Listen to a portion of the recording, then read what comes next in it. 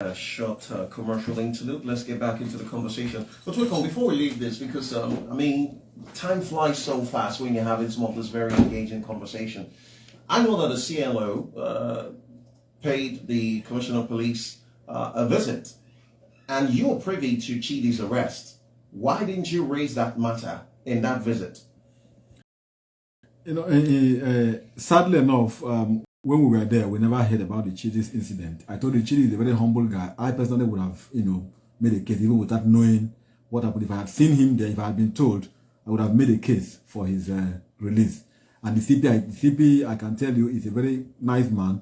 He's a comrade. He has been in Lagos. That is a CP who knows his onions. CP who, upon hearing that CLO was visiting him, had to cancel other engagement to meet with CP Olatoye Durusimi. He has been Simi, yeah. Olatoye. CP Durusimi has been a very nice person in Lagos. When we met with him, the office of the CP has been transformed. He's been here just a few weeks ago. The office of the CP has been transformed, and we commended him for that. And of course, we raised several issues, including the issue of human rights abuses by his operatives. And we told him that this is not acceptable in law. We also observed the fact that there are no enough office spaces for his men, that we needed him to create more office spaces. Because if you are going to the state CID, you will see most of his operatives on the corridor. There's no space for them to be in offices, so we needed them to be given office space. We raised the issue of their welfare package, and then the CLO also commended, the various operational units of the State Police Command, including the quick response squad that have been working to and fro day and night, ensuring that we have, a peaceful sleep and security of the state. And we call on the state government, often commended the governor for, assisting the police, to assist the police by giving them more vehicles so that they could mobilize and give them more security gadgets to help police the state. We also raised the issue of what the ACJA law for Akwa Ibom State says, that no policeman who is not a lawyer, a lay policeman, cannot prosecute in court. That we ask that the CP should make a case that more lawyers should be recruited into the police legal department in order to ensure that policemen are the one the lawyers who are policemen are the one prosecuting in court to fasten the cause of justice in the state. And of course, the issue of inadequate staffing was also raised. We need to have more policemen in the state. So on the whole, CLO, commended the CP, and the CP in his response was very nice. Told us how the IGP has been, very thorough with the issue of the issue of policing and his men, and that better welfare has been made, for his men, and that the IGP frowned against abuse of human rights by any of his operatives. He assured us that his stay in Akwa Ibom will be very resourceful and engaging, because every day he will be on the street. He's always on his uniform, even up till Sunday.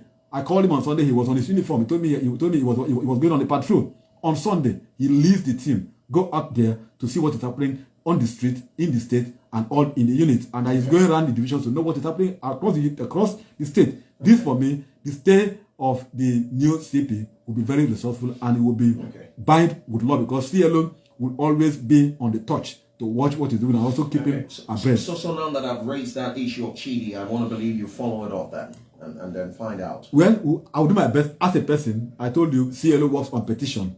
But as a person now, I will do my contact to also know what is happening and then see how far they've gone. Okay, we do not have the luxury of time. I just want you to scratch the surface. Yesterday, the federal government and ASU team met. A lot of Nigerians were very expectant. They expected that that meeting was going to be fruitful, was going to finally put to rest issues of the strike and no strike and whatnot. But it ended in a deadlock, and that meeting saw the lecturer stage a walkout. And I was with Barrister Clifford yesterday when he told me he was almost going to have a bet with me. He said, "Look, bet, the meeting will not end well." And I said, "It's a lie." I was very optimistic, and I need to bury my face in shame, because if I staked something, Barrister Clifford would have won by now. So, I mean, what's going on? You see, it is Ike again. It is unfortunate that it is only in Nigeria state where the president can give directive for 2 weeks and gave 2 weeks directive that the matter be resolved, and we are getting up to nobody is sacked, nobody is queried.